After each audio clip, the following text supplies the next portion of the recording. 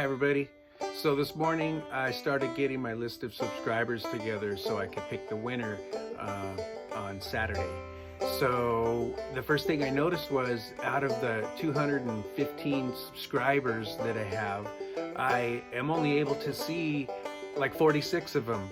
So a lot of you have subscribed privately, which is fine, but I just wanted to say something because if I don't see your name, I can't include you in the contest, and I would really like to be able to include everybody.